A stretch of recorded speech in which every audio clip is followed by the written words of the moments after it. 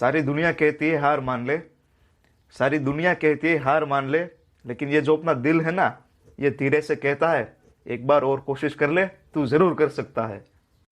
आ video हूँ मारा जे 15 થી 25 વર્ષના ભાઈઓ બહેનો છે તેને ડેડિકેટ કરવા માંગુ છું, તો વિડીયોને અંત સુધી જોજો, તમને જરૂર કંઈક નવું શીખવા જેવું મળશે। તો નમસ્કાર દોસ્તો, હું છું આશીષ દેવમરારી અને આજે આપણે આ વિડીયોમાં વાત કરીશું કે 15 થી 25 વર્ષની ઉંમરથી તમારે શું કામ સ્ટોક માર્કેટમાં ઇન્વેસ્ટ કરવું જોઈએ। તો સ્વાગત છે તમારું આપણી માતૃભાષાની ચેનલ ટી વિથ સ્ટોક્સ।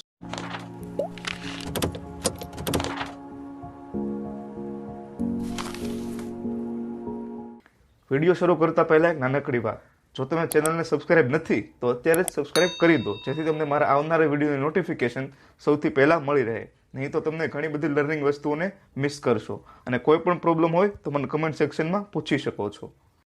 તો આજનો યુવા ટિકટોક અને પબજીમાં પડ્યો છે, તો સૌથી પહેલાં તો એક તાળી તમારા માટે હોવી જોઈએ કે તમે આ વિડીયોને ખોલ્યો। આ વસ્તુ દર્શાવે છે કે તમારે તમારી લાઈફમાં આગળ વધવાની ઈચ્છા છે, કંઈક કરવાની ઈચ્છા છે, કે જેને ફ્યુચરમાં એક માન સન્માન સાથેની લાઈફ જોઈએ છે, તો એક તાળી તમારા માટે હોવી જ જોઈએ। તો જે લોકો 15 થી 25 વર્ષની ઉંમરના છે તે લોકોને એવું લાગતું હશે કે આ સ્ટોક માર્કેટમાં રોકાણ કરવા માટે થોડું વહેલા નથી કીધું, અમારી પાસે તો ઇન્વેસ્ટ કરવા માટે હજુ ઘણા વર્ષો પડ્યા છે, આવા સ્ટોક માર્કેટની મગજમારીમાં આટલું વહેલા કોણ પડે। મોટાભાગના યુવાન લોકો એવું વિચારે છે કે મારી પાસે તો હજુ બહુ ટાઈમ છે, કાં તો મારી પાસે સ્ટોક માર્કેટમાં ઇન્વેસ્ટ કરવા માટે પૈસા નથી।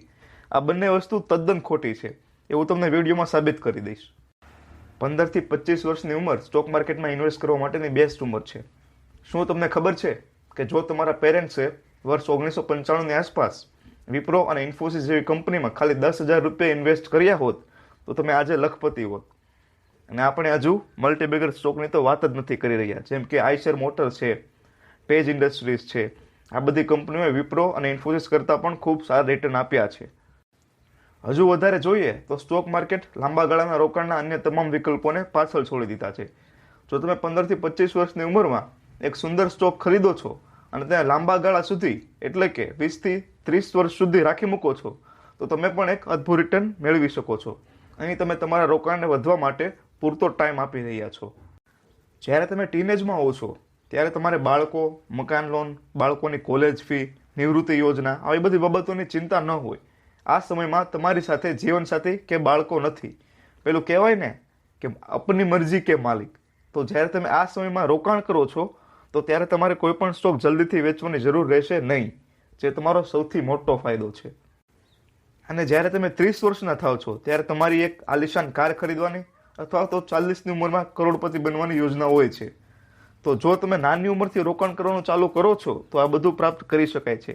તમારી નાની ઉંમરમાં એક ચોક્કસ ગોલ સેટ કરો અને તેને પ્રાપ્ત કરવા માટે વ્યવસ્થિત રોકાણ કરો।